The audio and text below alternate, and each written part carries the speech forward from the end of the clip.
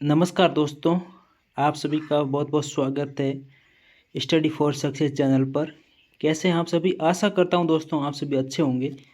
आज का अपना दोस्तों टॉपिक रहेगा विज्ञान के टॉप 100 इम्पोर्टेंट क्वेश्चंस। ये दोस्तों बार बार एग्जाम्स में पूछे जाने वाले विज्ञान के वेरी इंपॉर्टेंट प्रश्न हैं।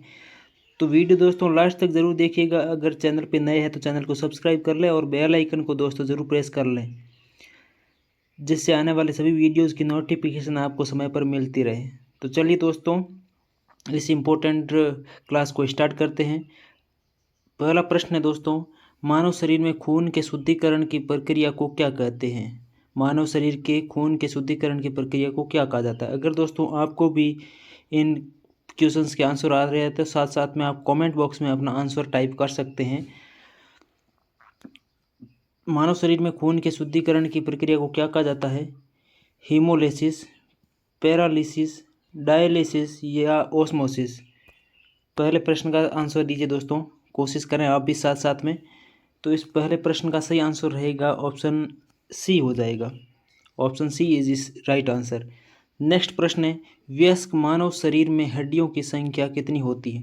253, 206, 214 या इनमें से कोई नहीं?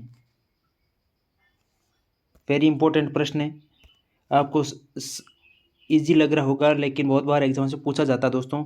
जिनके पढ़ा हुआ है वो उनको इजी लगेगा और जिनके नहीं पढ़ा हुआ वो उनको हार्ड लगेगा। तो सही आंसर रहेगा ऑप्शन नंबर बी इसका, और 206 हड्डियाँ होती है वयस्क मानव शरीर में। नेक्स्ट प्रश्न है, नवजात शिशु में लगभग कितनी हड्डियाँ होती है? नवजात शिशु में पूछा दोस्तों।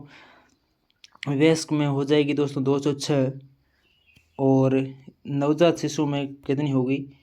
300, 280, ऑप्शन सी 330 या 206? तो 206 तो होगी नहीं दोस्तों, ये तो है वयस्क की। तो इसका सही आंसर रहेगा ऑप्शन ए राइट हो जाएगा। 300 हड्डियाँ होती है नवजात शिशु में, ऑप्शन ए। नेक्स्ट प्रश्न है, मनुष्य की खोपड़ी में कितनी अस्थियाँ होती है? 32, ऑप्शन बी 30, ऑप्शन सी 34 या ऑप्शन डी है 8? मनुष्य की खोपड़ी में कितनी अस्थियाँ होती है? तो सही आंसर रहेगा यहाँ पे ऑप्शन डी 8 होती है दोस्तों। नेक्स्ट प्रश्न है, मनुष्य में पुनः स्थापित होने वाले दांतों की संख्या कितनी होती है? पुनः स्थापित होने वाले एक बार आते हैं तो वो टूट जाते हैं, उसके बाद पुनः स्थापित होते हैं, जो लाइफ टाइम चलते हैं, बूढ़े होने पर वो भी गिर जाते हैं। तो इसका 32, 20, 12 या 16 कितना सही होगा दोस्तों? ट्राई कीजिए दोस्तों आप भी साथ साथ में। सही आंसर रहेगा ऑप्शन बी, इन दांतों की संख्या होती है 20। ऑप्शन नंबर इसका बी राइट हो जाएगा। चलिए नेक्स्ट प्रश्न है, सर्वप्रथम गुणसूत्र की खोज किसने की? गुणसूत्र की खोज किसने की? Option A Waldeyer, Louis Pasteur, Strasburger या एडवर्ड जेनर? गुणसूत्रों की खोज किसने करी थी? तो सही आंसर इसका option C Strasburger, option C is right answer 6 का। अगला प्रश्न है, निम्नलिखित में से जीव विज्ञान शब्द का प्रयोग सर्वप्रथम किसने किया? जीव विज्ञान शब्द का सर्वप्रथम प्रयोग किसने किया? ऑप्शन ए है वॉन मोल ने, ऑप्शन बी है पुरकिंजे ने, ऑप्शन सी है अरस्तु ने या ऑप्शन डी है लेमार्क तथा ट्रेविरेनस ने? सातवें का आंसर दीजिए दोस्तों फटाफट। तो बहुत बढ़िया, जो भी यहाँ पे ऑप्शन डी दे रहे हैं उन सभी का सही है। सर्वप्रथम जीव विज्ञान शब्द का प्रयोग किया था लेमार्क तथा ट्रेविरेनस ने, ऑप्शन डी सातवें का बिल्कुल सही है। नेक्स्ट प्रश्न है, निम्न में से इबोला क्या है? इबोला एक प्रोटोजोआ है, कवक है, बैक्टीरिया है या वायरस है? इबोला क्या है? सही आंसर रहेगा इबोला एक वायरस है, ऑप्शन डी बिल्कुल इसका सही हो जाएगा, ऑप्शन डी आठवें का। नेक्स्ट प्रश्न है, मानव शरीर में मौजूद निम्नलिखित कोशिकाओं में से किसमें माइटोकॉन्ड्रिया नहीं पाया जाता? श्वेत रक्त कणिक कोशिका में, लाल रक्त कोशिका में, मांसपेशी कोशिका में या यकृत कोशिका में? कौन सी कोशिका में माइटोकॉन्ड्रिया नहीं पाया जाता है? तो इसका सही आंसर रहेगा ऑप्शन बी, लाल रक्त कोशिका में माइटोकॉन्ड्रिया नहीं पाया जाता है। 9वें का ऑप्शन नंबर बी राइट हो जाएगा। नेक्स्ट प्रश्न है, मानव श्वसन प्रक्रिया में कौन सी गैस छोड़ी जाती है? Oxygen, option B carbon dioxide, option C carbon monoxide, या ऑप्शन डी है गैसों का मिश्रण छोड़ा जाता है। मानव श्वसन प्रक्रिया में कौन सी गैस छोड़ी जाती है? वेरी इंपॉर्टेंट प्रश्न है। सही आंसर रहेगा कार्बन डाइऑक्साइड, ऑप्शन बी 10वें का बिल्कुल सही है। मानव श्वसन में गैस शरीर में ली जाने वाली है ऑक्सीजन और छोड़ी जाने वाली है कार्बन डाइऑक्साइड। नेक्स्ट प्रश्न है, दूध में पाया जाने वाला मुख्य प्रोटीन कौन सा है? दूध में पाया जाने वाला मुख्य protein globin, albumin, globulin, casein. तो सही आंसर रहेगा यहाँ पे ऑप्शन नंबर डी हो जाएगा। दूध में पाया जाने वाला मुख्य प्रोटीन है कैसिन, ऑप्शन डी। नेक्स्ट प्रश्न है, मानव शरीर में सबसे लंबी अस्थि कौन सी है? मानव शरीर में सबसे लंबी अस्थि टिबिया, फीमर, ह्यूमरस या अल्ना। तो 12वें का सही आंसर रहेगा ऑप्शन नंबर बी फीमर, जो पैर में पाई जाती है, ऑप्शन बी। नेक्स्ट प्रश्न है, मनुष्य में ऐच्छिक गतियों का नियंत्रण किसके द्वारा होता है?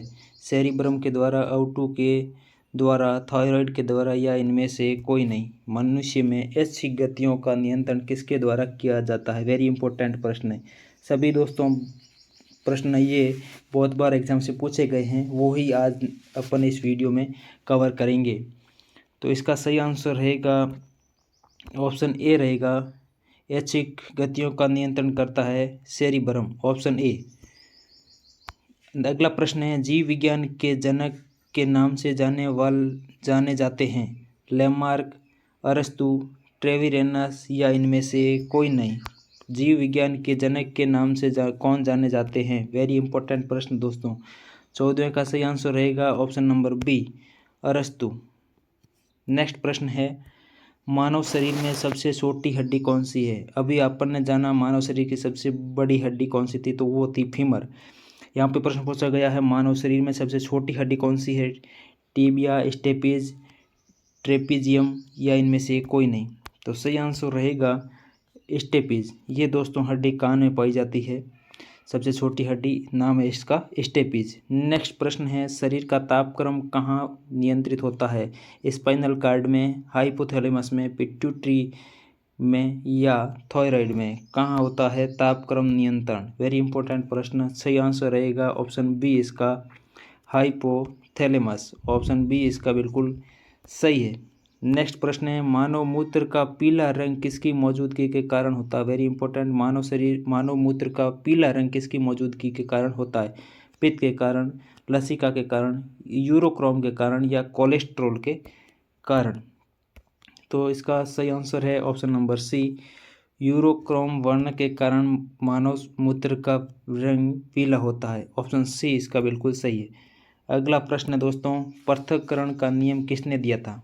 पृथक्करण का नियम किसने दिया था? मेंडल ने, डार्विन ने, बेबीलोनियन ने, या इनमें से कोई नहीं।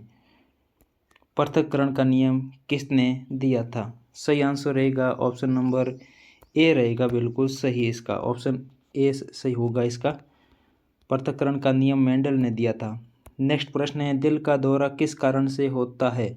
हृदय की गति का रुक जाना, ऑप्शन बी है हृदय पर जीवाणु का हमला, ऑप्शन सी है हृदय में रक्त आपूर्ति की कमी, ऑप्शन डी है अज्ञात कारणों से हृदय में बाधा आना। तो इसका सही आंसर रहेगा ऑप्शन नंबर सी हृदय में रक्त आपूर्ति की कमी होना ही दिल का दौरा या हार्ट अटैक कहलाता है, ऑप्शन सी बिल्कुल इसका दोस्तों सही है। दोस्तों अगर आपको ये हमारा प्रयास या कंटेंट पसंद आ रहा है तो दोस्तों इस वीडियो को ज़्यादा से ज़्यादा लाइक करें, अपने दोस्तों के साथ में शेयर करें, ताकि और मित्र भी अपने साथ में जुड़ सकें और अपने ज्ञान को इम्प्रूव कर सकें, किसी की हेल्प हो जाए, इससे अच्छा कुछ हो नहीं सकता दोस्तों। चलिए नेक्स्ट प्रश्न है, मनुष्य के मस्तिष्क की सबसे बाहरी झिल्ली है? विया मीटर, ड्यूरामीटर, या मीटर, इनमें से कोई नहीं। कौन सी मनुष्य के मस्तिष्क की सबसे बाहरी झिल्ली को क्या कहा जाता है? सही आंसर इसका है option B durometer, option B 20वें का बिल्कुल सही है। अगला प्रश्न है दोस्तों, वनस्पति विज्ञान का जनक किसे माना जाता है? वनस्पति विज्ञान का जनक थियोफ्रेटस, पुरकिंजे, ऑप्शन सी अरस्तु या डार्विन। वनस्पति विज्ञान का जनक किसे माना जाता है? Very important. सही आंसर रहेगा ऑप्शन ए, बिल्कुल सही हो जाएगा। थियोफ्रेटस को वनस्पति विज्ञान का जनक कहा जाता है। नेक्स्ट प्रश्न, मानव शरीर का कौन सा अंग खून के शुद्धिकरण से संबंधित है? स्प्लीन, गुर्दे, पित्ताशय, ऑप्शन डी है अग्नाशय। निम्नलिखित में से कौन सा अंग है जो खून के शुद्धिकरण से संबंधित है? 22वें का सही आंसर यहाँ पे ऑप्शन नंबर बी, गुर्दे। ये दोस्तों खून के शुद्धिकरण से संबंधित है। नेक्स्ट प्रश्न है, निम्न में कौन सा एंजाइम लार में पाया जाता है? लार में कौन सा एंजाइम पाया जाता है दोस्तों? Option A ptyalin, option B pepsin, option C trypsin, option D है इनमें से कोई नहीं। कौन सा एंजाइम है जो दोस्तों लार में पाया जाता है? ऑप्शन ए इसका बिल्कुल सही है। लार में एंजाइम पाया जाता है टाइलिन, ऑप्शन ए। नेक्स्ट प्रश्न है, हार्मोन शब्द का नामकरण किसने किया था? हार्मोन शब्द का नामकरण किसने किया था? ऑप्शन ए अरस्तु, ऑप्शन बी बेलिस एवं स्टार्लिंग, ऑप्शन सी है ब्राउन पोर्टर, ऑप्शन डी है रॉबर्ट।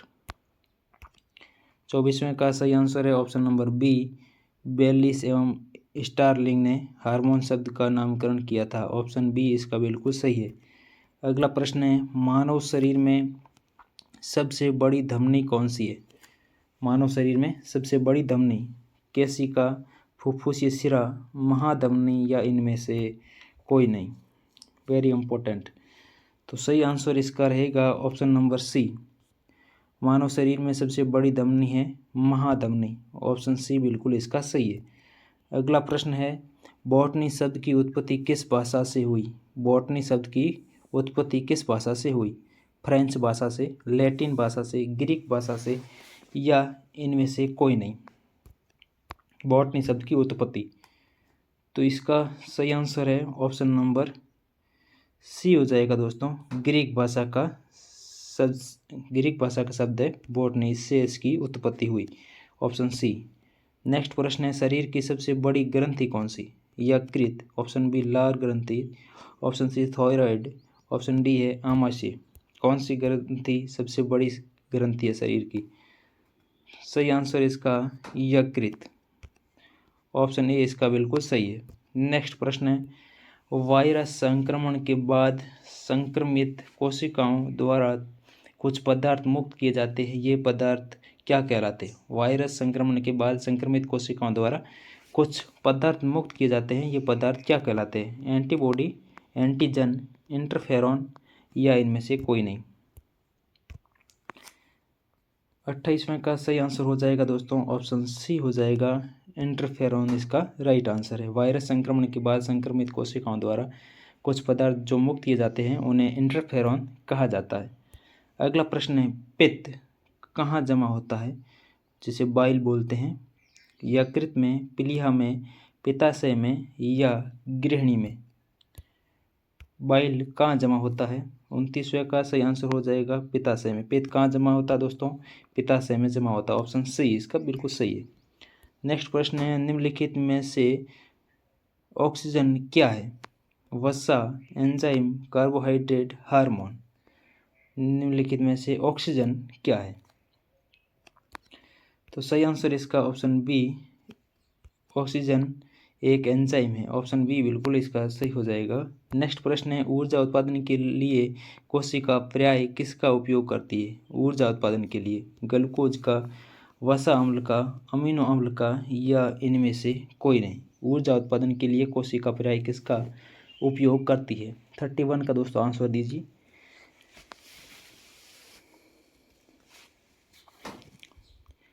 31 का दोस्तों सही आंसर हो जाएगा इसका 31 का दोस्तों हो जाएगा ऑप्शन नंबर ए बिल्कुल इसका सही है। नेक्स्ट प्रश्न है, भोजन का पाचन किस प्रकार की अभिक्रिया है? संयोजन अभिक्रिया है, उपचयन अभिक्रिया, अपचयन या विस्थापन अभिक्रिया है? भोजन का पाचन किस प्रकार की अभिक्रिया है? 32 का सही आंसर रहेगा यहाँ पे ऑप्शन नंबर बी हो जाएगा, उपचयन। भोजन के पाचन की अभिक्रिया को उपचयन कहा जाता है, ऑप्शन बी बिल्कुल इसका सही है। नेक्स्ट प्रश्न है, निम्नलिखित में से लार किसके पाचन में मदद करती है? विटामिन के, प्रोटीन के, स्टार्च के या वसा के? लार किसके पाचन में मदद करती है? Very important. सही आंसर रहेगा ऑप्शन नंबर इसका सी। लार मदद करती है दोस्तों स्टार्च के पाचन में। ऑप्शन सी बिल्कुल इसका सही है। अगला प्रश्न है, दांत और हड्डी निर्माण हेतु निम्न में से किसकी आवश्यकता होती है? दांत और हड्डी निर्माण हेतु निम्न में से किसकी आवश्यकता होती है? ऑप्शन ए है लौह और कैल्शियम की, ऑप्शन बी है सोडियम और पोटेशियम की, ऑप्शन सी है कैल्शियम और फॉस्फोरस की, ऑप्शन डी है सोडियम और कैल्शियम की। 34 का आंसर दीजिए दोस्तों, कोशिश करें आप भी साथ साथ में। तो यहाँ पे जो भी आंसर ऑप्शन नंबर सी दे रहे हैं उन सभी का सही है। कैल्शियम और फॉस्फोरस की आवश्यकता रहती है दांत और हड्डी निर्माण में। ऑप्शन सी इसका सही है। क्वेश्चन नंबर है 35, एक स्वस्थ मनुष्य का रक्तचाप कितना होता है? ऑप्शन ए है 120/80, ऑप्शन बी है 80/120, ऑप्शन सी है 90/120 या इनमें से कोई नहीं। 35 का सही आंसर है ऑप्शन नंबर यहाँ पे ए बिल्कुल सही है, 120/80। ऑप्शन ए बिल्कुल इसका यहाँ पे सही है। नेक्स्ट प्रश्न है, मानव मस्तिष्क का कौन सा हिस्सा बुद्धि, स्मृति और भावनाओं का केंद्र होता है? मिड ब्रेन, सेरिब्रम, हाइपोथैलेमस या इनमें से कोई नहीं। मानव मस्तिष्क का कौन सा हिस्सा बुद्धि और स्मृति, भावनाओं का केंद्र होता है? 36। सही आंसर इसका है ऑप्शन बी बिल्कुल सही है, सेरिब्रम। ये मस्तिष्क का हिस्सा है, इसमें ये नियंत्रण होता है इनका। नेक्स्ट प्रश्न है, घरेलू खाना पकाने की गैस का सिलेंडर किससे भरा होता है? एल्कोहल से, डीजल तेल से, कोल गैस से या तरल पेट्रोलियम गैस से? तो सही आंसर है इसका ऑप्शन डी हो जाएगा, तरल पेट्रोलियम गैस। इंग्लिश में एलपीजी बोलते हैं अपन, शॉर्ट में लिक्विड पेट्रोलियम गैस बोला जाता है दोस्तों। इसका सही आंसर है ऑप्शन नंबर डी हो जाएगा 37 का। नेक्स्ट प्रश्न है, सबसे पहले डीएनए डीऑक्सीराइबोन्यूक्लिक एसिड को अलग किसने किया था? ऑप्शन ए है वॉटसन और क्रिक ने, ऑप्शन बी है फ्रेडरिक हॉफ मिसर ने, ऑप्शन सी है फोबस लेनेवे ने या एडवर्ड जेनर ने। 38 का आंसर सही हो जाएगा ऑप्शन बी बिल्कुल इसका सही है, फ्रेडरिक हॉफ मिचर ने, ऑप्शन बी। नेक्स्ट प्रश्न है दोस्तों, उच्च रक्तचाप की अवस्था को क्या कहते हैं? हाइपोटेंशन, पक्षाघात, हाइपरटेंशन या इनमें से कोई नहीं। उच्च रक्तचाप की अवस्था को क्या कहा जाता है? तो सही आंसर रहेगा ऑप्शन सी, हाइपरटेंशन कहा जाता है दोस्तों, ऑप्शन सी। नेक्स्ट प्रश्न है, फेफड़ों का आकार कैसा होता है? गोलाकार, बेलनाकार, अंडाकार या शंक्वाकार? फेफड़ों का आकार कैसा होता है? वेरी इंपॉर्टेंट है। सही आंसर रहेगा ऑप्शन नंबर डी रहेगा, फेफड़ों का आकार शंकु आकार होता है, ऑप्शन डी। चलिए नेक्स्ट प्रश्न की ओर। नेक्स्ट प्रश्न दोस्तों इस प्रकार है, निम्न में से बायोगैस किन किन गैसों का मिश्रण है? ऑप्शन ए है कार्बन मोनोऑक्साइड, मीथेन तथा हाइड्रोजन का, ऑप्शन बी है कार्बन मोनोऑक्साइड, इथेन तथा हाइड्रोजन का, ऑप्शन सी है कार्बन डाइऑक्साइड, इथेन तथा हाइड्रोजन का, ऑप्शन डी है कार्बन डाइऑक्साइड, मीथेन तथा हाइड्रोजन का। बायोगैस किन किन गैसों का मिश्रण है? Very important. तो जो भी आप पे आंसर दे रहे हैं ऑप्शन नंबर डी दे रहे हैं उन सभी का दोस्तों सही है। बायोगैस में कार्बन डाइऑक्साइड, मीथेन तथा हाइड्रोजन होती है, ऑप्शन डी बिल्कुल इसका सही है। चलिए नेक्स्ट प्रश्न की ओर। नेक्स्ट प्रश्न इस प्रकार है, भोजन नली की दीवारों के संकुचन और प्रसरण की प्रक्रिया को क्या कहा जाता है? दोलनी, ऑप्शन बी है कर्माकुंचन, ऑप्शन सी है अनुशिथिलन, ऑप्शन डी इनमें से कोई नहीं। भोजन नली की दीवारों के संकुचन और प्रसरण की प्रक्रिया को क्या कहा जाता है? तो सही आंसर है इसका ऑप्शन नंबर बी बिल्कुल इसका सही है, कर्माकुंचन कहा जाता है। नेक्स्ट प्रश्न है, निम्न में से आहार में लवण का मुख्य उपयोग क्या है? आहार में जो भोजन करते हैं उसमें लवण का मुख्य उपयोग क्या है? भोजन को स्वादिष्ट बनाना। ऑप्शन बी है पकाने की प्रक्रिया को सरल बनाना। ऑप्शन सी है जल में भोजन के कणों की विलेयता को बढ़ाना। ऑप्शन डी है भोजन के पाचन के लिए अपेक्षित हाइड्रोक्लोरिक अम्ल लघु मात्रा में पैदा करना। आहार में लवण का मुख्य उपयोग क्या होता है? 43 का दोस्तों सही आंसर रहेगा ऑप्शन डी रहेगा यहाँ पे, भोजन के पाचन के लिए अपेक्षित हाइड्रोक्लोरिक अम्ल लघु मात्रा में पैदा करना। 43 का आंसर हो जाएगा यहाँ पे ऑप्शन नंबर डी। नेक्स्ट प्रश्न है 44। बायोगैस के निर्माण के लिए गोबर के अलावा किसको खाद के रूप में काम में लिया जाता है? ऑप्शन ए है पार्थिनियम। ऑप्शन बी है ग्लाइसिन। ऑप्शन सी है आइकोर्निया। ऑप्शन डी है अरेकिस। बायोगैस के निर्माण के लिए गोबर के अलावा किसको खाद के रूप में काम में लिया जाता है? सही आंसर है यहाँ पे आइकोर्निया। ऑप्शन सी बिल्कुल इसका सही है। नेक्स्ट प्रश्न है दोस्तों, मानव शरीर में पसीने वाली ग्रंथियाँ किस अंग में मौजूद होती हैं? मानव शरीर में पसीने की ग्रंथियाँ किस अंग में मौजूद होती है? अग्नाशय में, त्वचा में, यकृत में या गुर्दा में? 45 का आंसर हो जाएगा आपसे यहाँ पे ऑप्शन बी हो जाएगा, त्वचा में ये दोस्तों ग्रंथियाँ पाई जाती है। नेक्स्ट प्रश्न है, निम्न में से रक्त में ग्लूकोज की मात्रा किसके कारण नियंत्रित रहती है? ऑप्शन ए है सोमेटोस्टेटिन के कारण। ऑप्शन बी है ग्लूकागन के कारण। ऑप्शन सी है इंसुलिन के कारण या ऑप्शन डी है गैस्ट्रिन के कारण। किसके कारण रक्त में ग्लूकोज की मात्रा नियंत्रित रहती है? वेरी इंपॉर्टेंट प्रश्न है। 46 का सही आंसर रहेगा दोस्तों ऑप्शन नंबर सी, इंसुलिन के कारण रक्त में ग्लूकोज की मात्रा नियंत्रित रहती है। ऑप्शन इसका सी बिल्कुल सही है। 47 क्वेश्चन नंबर, निम्न में से सिग्मोइड कोलन किसका भाग है? ग्रीष्णी का, मलाशय का। ऑप्शन सी है छोटी आंत का। ऑप्शन डी बड़ी आंत का। सिग्मोइड कोलन किसका भाग है? 47 का सही आंसर रहेगा ऑप्शन नंबर डी। ये दोस्तों बड़ी आंत का भाग होता है सिग्मोइड कोलन। नेक्स्ट प्रश्न है, भोजन के संबंध में निम्नलिखित में से कौन सा कथन असत्य है? यहाँ पे सत्य नहीं पूछा गया दोस्तों, असत्य पूछा गया है।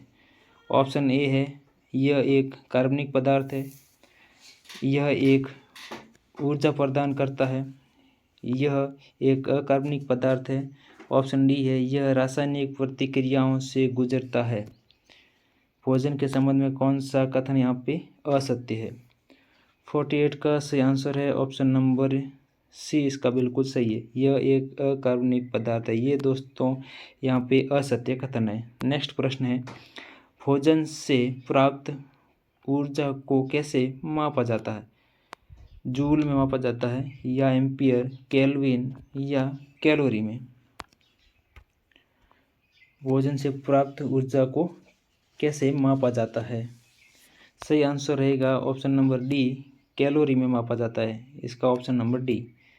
नेक्स्ट प्रश्न है, घेंगा जिसे गलगंड भी कहा जाता है रोग किसकी कमी के कारण होता है? घेंगा या गलगंड रोग किसकी कमी के कारण होता है? सोडियम की कमी के कारण, कैल्शियम की कमी के कारण, क्लोरीन की कमी के कारण या आयोडीन की कमी के कारण? सिंपल प्रश्न है दोस्तों, सही आंसर रहेगा ऑप्शन नंबर डी, आयोडीन की कमी के कारण होता है घेंगा या गलगंड रोग। नेक्स्ट प्रश्न है, निम्नलिखित में से कौन सा कथन एंटीबायोटिक के लिए सत्य नहीं पूछा गया है? प्रथम एंटीबायोटिक की खोज अलेक्जेंडर ने की थी।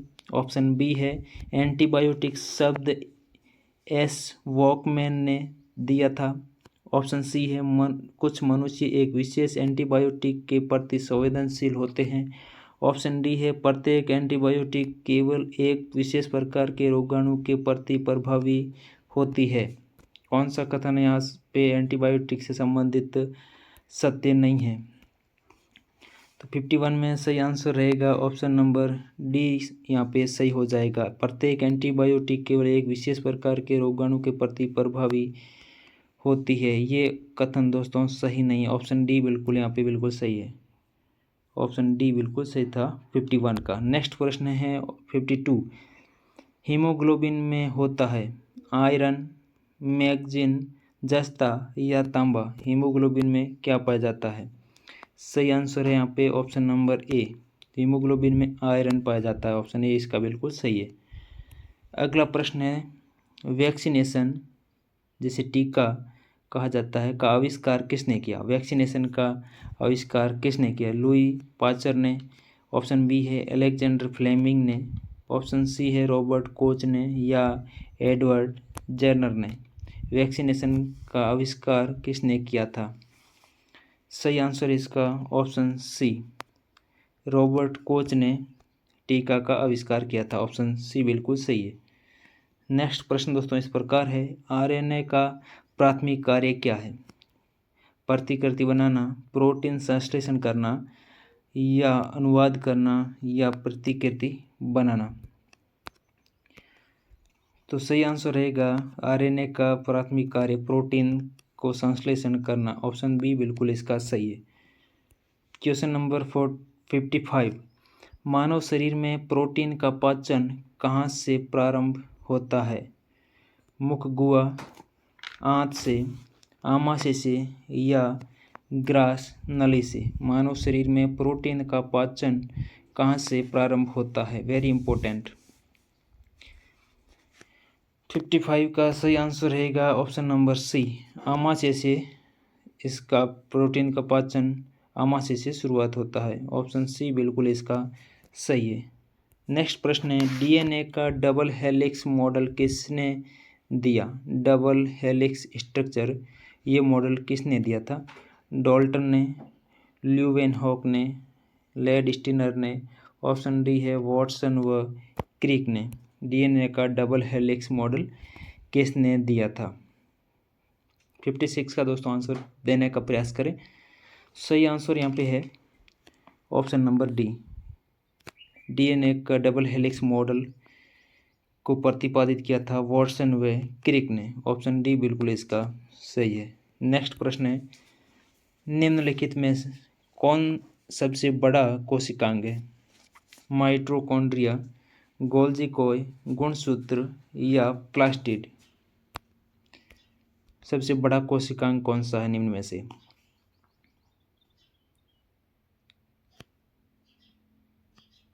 तो सही आंसर इसका है ऑप्शन नंबर डी, प्लास्टिड सबसे बड़ा कोशिकांग है। ऑप्शन नंबर यहाँ पे डी बिल्कुल सही हो जाएगा। नेक्स्ट प्रश्न है कोशिका भित्ति होती है पारगम्य, अर्धपारगम्य। ऑप्शन सी है चयनात्मक पारगम्य या अपारगम्य। कोशिका भित्ति होती है। सही आंसर है इसका ऑप्शन ए, पारगम्य। ऑप्शन ए बिल्कुल इसका सही है। नेक्स्ट प्रश्न है माइटोकॉन्ड्रिया की खोज किसने की थी? पुरकिंजे ने, ऑल्टमैन ने, डार्विन ने या लैंडस्टीनर ने। माइटोकॉन्ड्रिया की खोज किसने की थी? जो भी आंसर यहाँ पे ऑप्शन नंबर बी दे रहे हैं उन सभी का सही है। ऑप्शन बी है ऑल्टमैन ने माइटोकॉन्ड्रिया की खोज करी थी। Option B. नेक्स्ट प्रश्न है माइटोकॉन्ड्रिया का भीतरी वलन क्या कहलाता है? ऑक्सीसम, मैट्रिक्स, क्रिस्टल, माइक्रोसोमस। माइटोकॉन्ड्रिया का भीतरी वलन क्या कहलाता है? सही आंसर है इसका क्रिस्टी। ऑप्शन सी बिल्कुल इसका सही है।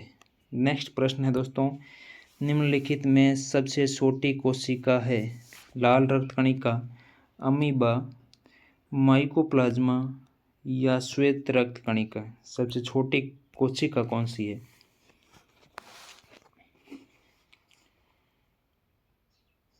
सही आंसर इसका ऑप्शन नंबर बी हो जाएगा, अमीबा सबसे छोटी कोशिका है। ऑप्शन बी बिल्कुल सही है। नेक्स्ट प्रश्न है जीव द्रव्य शब्द का प्रयोग सर्वप्रथम किसने किया? डार्विन ने, जॉन रे ने, पुरकिंजे ने या हैचिसन ने। जीव द्रव्य शब्द का प्रयोग सर्वप्रथम किसने किया था? सही आंसर इसका ऑप्शन नंबर डी, हैचिसन ने सर्वप्रथम जीव शब्द का प्रयोग किया था? Option D. नेक्स्ट प्रश्न है, कोशिका में प्रोटीन संश्लेषण कहाँ होता है? राइबोसोम में, सेंट्रोसोम में, माइटोकॉन्ड्रिया में या गोल्गी कॉय में? कोशिका में प्रोटीन संश्लेषण कहाँ होता है? सही आंसर है इसका ऑप्शन नंबर ए हो जाएगा, राइबोसोम में कोशिका को प्रोटीन संश्लेषण होता है, ऑप्शन ए। नेक्स्ट प्रश्न है, वास्तविक केंद्र किस में अनुपस्थित होता है? वास्तविक केंद्र किस में अनुपस्थित होता है? कवकों में, जीवाणुओं में, हरे शैवालों में या लाइकेनों में, जिनमें केंद्र नहीं होता है? सही आंसर रहेगा ऑप्शन नंबर बी, जीवाणुओं में।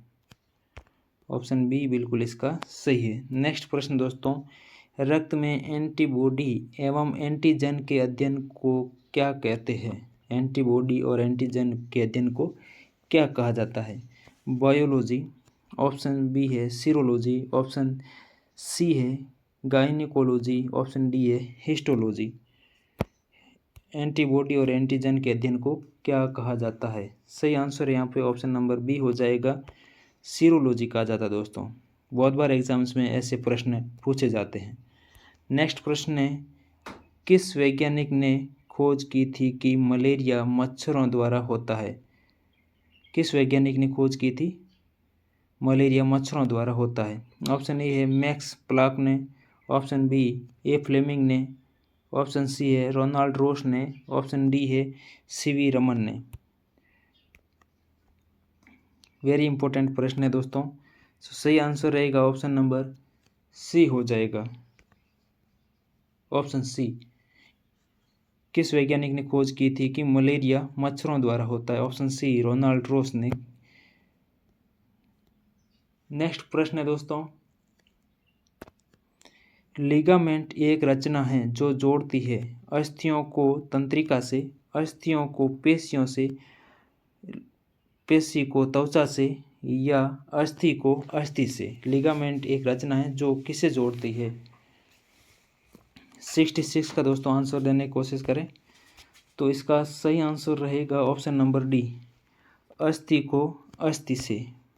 लिगामेंट एक रचना है जो अस्थि को अस्थि से जोड़ती है। Very important. नेक्स्ट प्रश्न है, प्लाज्मा में जल का प्रतिशत कितना परसेंट होता है? 50%, 60%, 80% या 90%? प्लाज्मा में जल का परसेंटेज कितना पाया जाता है? 68 में सही आंसर रहेगा ऑप्शन नंबर डी, 90% प्लाज्मा में जल पाया जाता है। ऑप्शन डी बिल्कुल इसका सही है।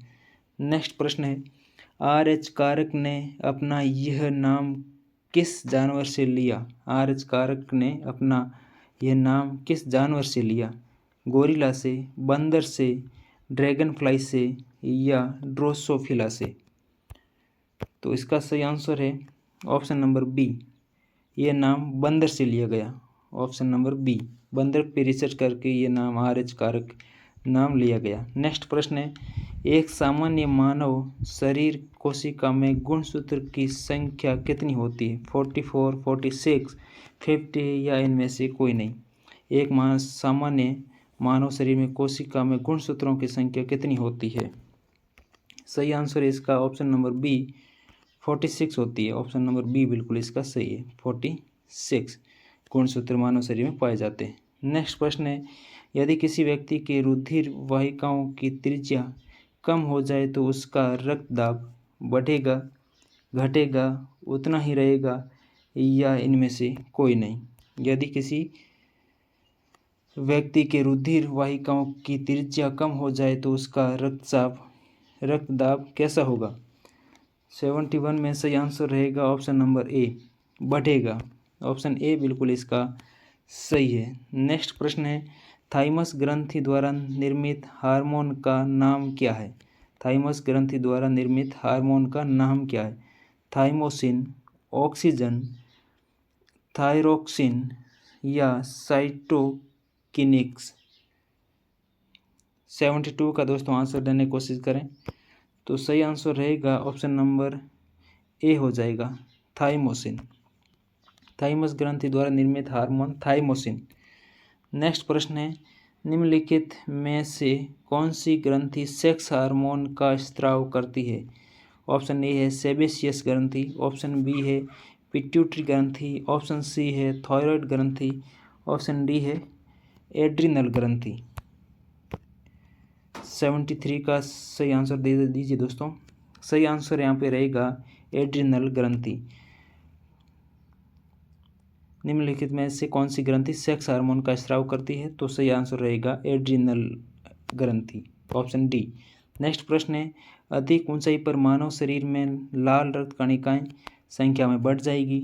ऑप्शन बी है संख्या में घट जाएगी, ऑप्शन सी है आकार में बड़ी हो जाएगी, ऑप्शन डी है आकार में छोटी हो जाएगी। अधिक ऊंचाई पर मानव शरीर में लाल रक्त कणिकाएं क्या करेगी, कैसी हो जाएगी, इसका बताना दोस्तों। तो इसका सही आंसर है ये संख्या में बढ़ जाएगी। लाल रक्त कणिकाएं ऊंचाई पे जाने पर मानव शरीर में बढ़ जाएगी। ऑप्शन ए बिल्कुल यहाँ पे सही है। नेक्स्ट प्रश्न है, मानव त्वचा का रंग बनता है एड्रिनलिन से, इंसुलिन से, मेलानिन से या हीमोग्लोबिन से? मानव त्वचा का रंग किससे बनता है? 75 में सही आंसर रहेगा ऑप्शन नंबर सी, मेलानिन।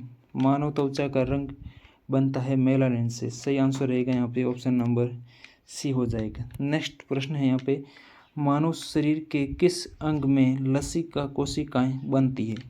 मानव शरीर के किस अंग में लसिका कोशिकाएं बनती है? अग्नाशय में, तिल्ली में या यकृत में या दीर्घास्थि में? मानव शरीर के किस अंग में लसिका कोशिकाएं बनती है?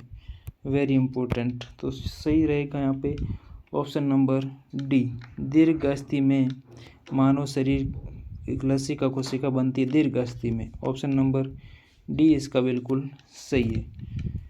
क्वेश्चन नंबर 77 है दोस्तों आगे का, मानव शरीर में कौन सी ग्रंथि ऐसी है जिसका संबंध शरीर की उत्तेजना से है? शरीर की उत्तेजना से जिसका संबंध है? अग्नाशय, अधिवृक्क ग्रंथि, अवटु ग्रंथि या पीयूष ग्रंथि? तो इसका सही आंसर रहेगा ऑप्शन नंबर बी हो जाएगा, अधिवृक्क ग्रंथि का संबंध है उत्तेजना से शरीर में। Option number B. नेक्स्ट प्रश्न है 78, आपातकालीन स्थिति के दौरान कौन सा हार्मोन उसे चलचित्र होता है? कोर्टिसोल, एड्रिनलिन, रेनिन या साइटोसिन? आपातकालीन स्थिति में कौन सा हार्मोन स्रावित होता है? यहाँ पे टाइपिंग एरर है।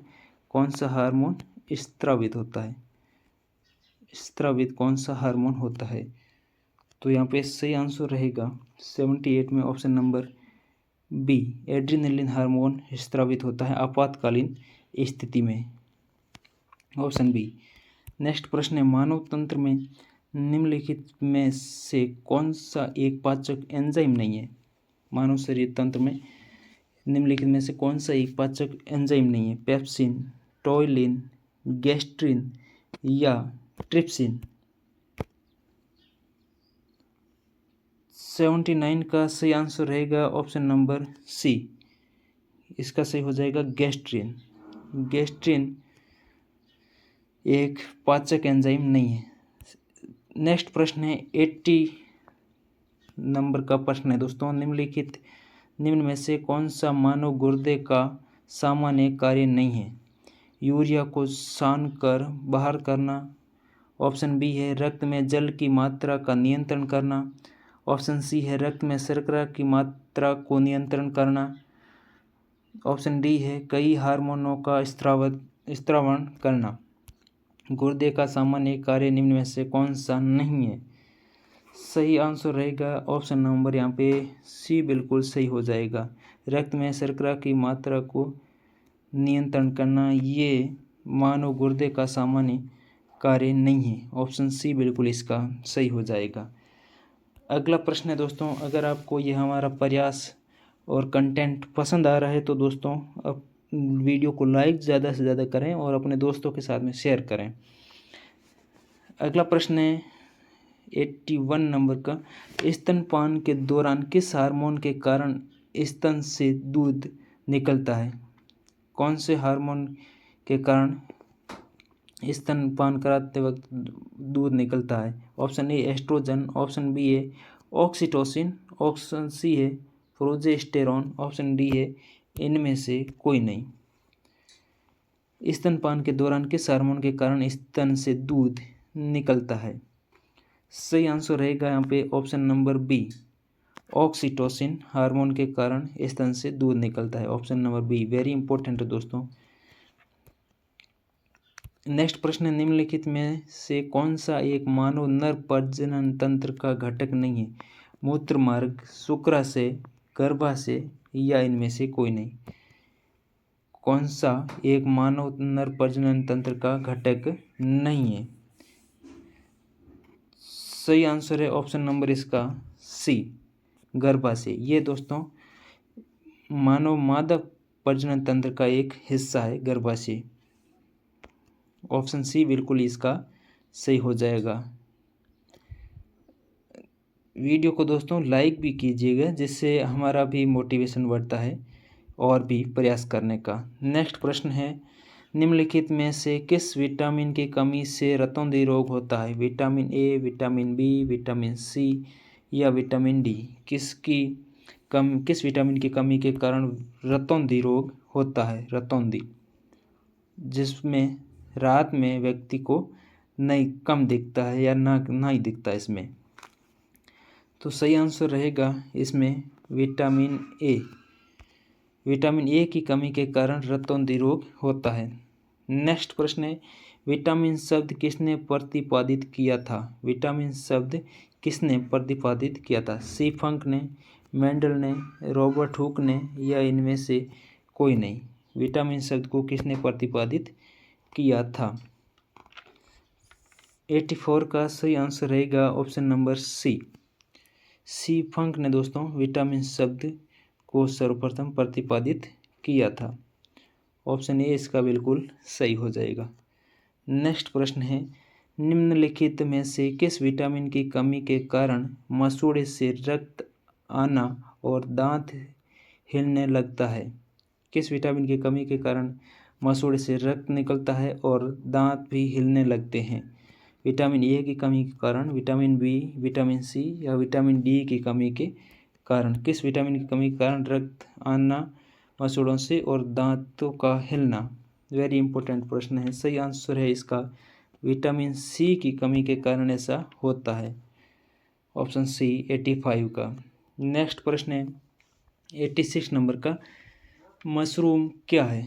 मशरूम क्या है? मशरूम एक बैक्टीरिया है, कवक है, पौधा है या इनमें से कोई नहीं। मशरूम क्या है? 86 नंबर का प्रश्न। तो सही आंसर रहेगा मशरूम एक बैक्टीरिया है। ऑप्शन नंबर बी बिल्कुल इसका सही रहेगा। नेक्स्ट प्रश्न है, एथलीट फुट नामक बीमारी किससे उत्पन्न होती है? एथलीट फुट बहुत बार एग्जाम्स पर पूछा गया दोस्तों। प्रोटोजोआ के कारण, कवक के कारण, जीवाणु के कारण या बैक्टीरिया के कारण? एथलीट फुट नामक बीमारी किससे उत्पन्न होती है? 87 नंबर का प्रश्न है। सही आंसर रहेगा इसमें option number B. Option number B इसका बिल्कुल सही है। नेक्स्ट प्रश्न है 88 नंबर का, लिटमस किसमें से निकलता है? लिटमस मशरूम से, हल्दी से, सिनकोना से, लाइकेन से? तो सही आंसर इसका रहेगा ऑप्शन नंबर बी रहेगा, हल्दी से। लिटमस हल्दी से निकाला जाता है। Option number B. अगला प्रश्न है, साबूदाना किससे बनाया जाता है? साबूदाना जो होता है ये किससे बनाया जाता है? जूनिपेरस से, पाइनस से, सेड्रस से या साइकस से? साबूदाना किससे बनाया जाता है? सही आंसर है इसका ऑप्शन नंबर डी हो जाएगा, साबूदाना साइकस से बनाया जाता है। ऑप्शन नंबर डी बिल्कुल इसका सही है। नेक्स्ट प्रश्न है, आलू का खाने योग्य भाग कौन सा होता है? आलू का कौन सा भाग खाने योग्य होता है? तना, जड़, फल या इनमें से कोई नहीं। आलू का खाने योग्य भाग कौन सा होता है? वेरी इंपॉर्टेंट है दोस्तों, यहाँ कन्फ्यूजन बहुत बार बना रहता है, कौन सा भाग खाने योग्य रहता है? तो सही आंसर इसका रहेगा ऑप्शन नंबर ए। आलू का खाने योग्य भाग होता है इसमें तना। ऑप्शन ए बिल्कुल सही। नेक्स्ट प्रश्न है, साइटोलॉजी किसके अध्ययन से बनता है? साइटोलॉजी किसके अध्ययन से संबंधित है? साइटोलॉजी किसके अध्ययन से संबंधित है? जीवाणुओं के, बैक्टीरिया के, कवक के या कोशिका के? साइटोलॉजी। सही आंसर इसका रहेगा ऑप्शन नंबर डी। साइटोलॉजी में कोशिका से संबंधित अध्ययन किया जाता है। ऑप्शन नंबर डी बिल्कुल इसका सही है। नेक्स्ट प्रश्न है, मधुमक्खियों का पालन क्या कहलाता है? सेरीकल्चर, हॉर्टिकल्चर, एपीकल्चर या फिशिकल्चर? मधुमक्खियों का पालन क्या कहलाता है? 92 का दोस्तों सही आंसर बताएं। सही आंसर इसका है ऑप्शन नंबर सी, एपीकल्चर कहलाता है मधुमक्खियों का पालन। ऑप्शन नंबर सी इसका बिल्कुल सही है, एपीकल्चर मधुमक्खी पालन को कहा जाता है। नेक्स्ट प्रश्न है, वंशागति के नियमों के अध्ययन को क्या कहा जाता है? वंशागति के नियमों के अध्ययन को क्या कहा जाता है? कोशिका विज्ञान, आनुवंशिकी, वर्गीकरण विज्ञान या इनमें से कोई नहीं? तो वंशागति के नियमों के अध्ययन को कहा जाता है दोस्तों आनुवंशिकी। ऑप्शन नंबर बी बिल्कुल इसका सही हो जाएगा 93 का। नेक्स्ट प्रश्न है, विकास का सिद्धांत किसके द्वारा प्रतिपादित किया गया? विकास का सिद्धांत किसके द्वारा प्रतिपादित किया गया था? डार्विन के द्वारा, अरस्तु के द्वारा, मेंडल के द्वारा या इनमें से कोई नहीं? 94 का दोस्तों आंसर देने की कोशिश करें। तो जहाँ यहाँ पे दोस्तों 94 का ऑप्शन नंबर ए दे रहे हैं, उन सभी का दोस्तों सही है ऑप्शन ए डार्विन। अगला प्रश्न है दोस्तों, प्रथम एंटीबायोटिक की खोज किसने की थी? प्रथम एंटीबायोटिक की खोज किसने की थी? लुई पाश्चर ने, ए फ्लेमिंग ने, लैंड स्टीनर ने या इनमें से कोई नहीं? प्रथम एंटीबायोटिक की खोज किसने की थी? सही आंसर रहेगा ऑप्शन नंबर ए, सॉरी दोस्तों ऑप्शन नंबर बी रहेगा, और जिसमें सही आंसर है ए फ्लेमिंग ने प्रथम एंटीबायोटिक की खोज की थी। Option number B. नेक्स्ट प्रश्न है, मोटापा निम्न में से किसकी अधिकता के कारण होता है? किसकी अधिकता के कारण दोस्तों मोटापा बढ़ता है? ग्लूकोज की कमी अधिकता के कारण, वसा उत्तक के कारण, शर्करा के कारण या सुक्रोज के कारण मानव शरीर का मोटापा बढ़ता है? किसकी अधिकता के कारण मानव शरीर में मोटापा बढ़ता है? वेरी इंपॉर्टेंट प्रश्न है। सही आंसर रहेगा यहाँ पे ऑप्शन नंबर बी रहेगा, वसा उत्तक की अधिकता के कारण शरीर में मोटापा बढ़ता है। नेक्स्ट प्रश्न है, हिस्टोलॉजी शब्द का सर्वप्रथम प्रयोग किसने किया? हिस्टोलॉजी रॉबर्ट हुक ने, स्लाइडेन ने, मेयर ने या इनमें से कोई नहीं? हिस्टोलॉजी शब्द का सर्वप्रथम प्रयोग किया था दोस्तों मेयर ने। ऑप्शन नंबर इसका सी बिल्कुल राइट हो जाएगा 97 का ऑप्शन नंबर सी। नेक्स्ट प्रश्न है, किस प्रकार के ऊतक शरीर की सुरक्षा कवच का कार्य करते हैं? निम्न में से कौन से ऐसे ऊतक है जो शरीर की सुरक्षा कवच के रूप में कार्य करते हैं? तंत्रिकीय ऊतक, संयोजी ऊतक, पेशीय ऊतक या एपिथेलियमी ऊतक? एपिथेलियमी।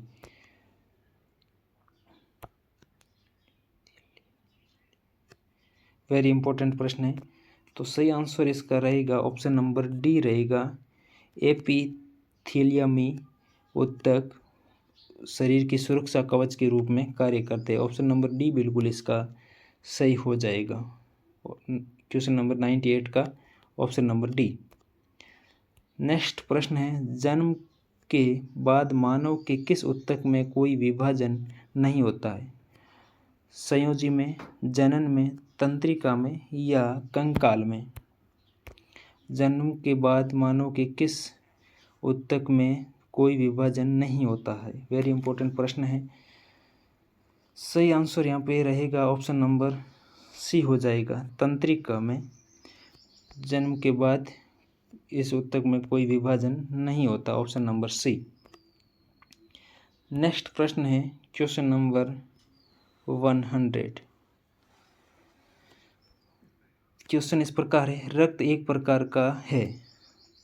रक्त एक प्रकार का पेशी ऊतक है। ऑप्शन बी है रक्त एक प्रकार का संयोजी ऊतक है। ऑप्शन सी है तंत्रिका ऊतक है, या रक्त एक प्रकार का उपकला ऊतक है। वेरी इंपॉर्टेंट प्रश्न है दोस्तों। रक्त एक प्रकार का क्या है? तो इसका आंसर आपको कमेंट सेशन में दोस्तों नीचे बताना है। रक्त एक प्रकार का क्या है? पेशी ऊतक है, संयोजी ऊतक है, तंत्रिका ऊतक है, या उपकला ऊतक है? इसका आंसर आपको कमेंट बॉक्स में देना दोस्तों। तो ये थे दोस्तों विज्ञान के टॉप 100 मोस्ट इम्पोर्टेंट क्वेश्चंस। इन 100 क्वेश्चंस में से आपके दोस्तों कितने क्वेश्चंस सही हुए हैं, अपना स्कोर भी कमेंट बॉक्स में ज़रूर दीजिएगा दोस्तों, जिससे पता चलता है कि आपने कितना नॉलेज गेन किया है, कितनी पढ़ाई आपने करी है। तो अगर दोस्तों आपको हमारा ये वीडियो पसंद आया तो लाइक कीजिएगा और अपने विचार कमेंट बॉक्स में ज़रूर दीजिएगा भी कैसा लगा कंटेंट हमारा, और अच्छा लगा है तो दोस्तों के साथ में शेयर दोस्तों ज़रूर कीजिएगा। और चैनल पे दोस्तों पहली बार विजिट कर रहे हैं आप लोग तो चैनल को सब्सक्राइब अवश्य कर लें, और पास वाली बेल आइकन को दोस्तों ज़रूर प्रेस कर लें, जिससे आने वाली सभी वीडियोज़ की नोटिफिकेशन आपको दोस्तों समय पर मिलती रहेगी। तो आप समय पर मतलब वीडियो अपलोड होते ही आप हमारे कंटेंट को पढ़ पाएंगे।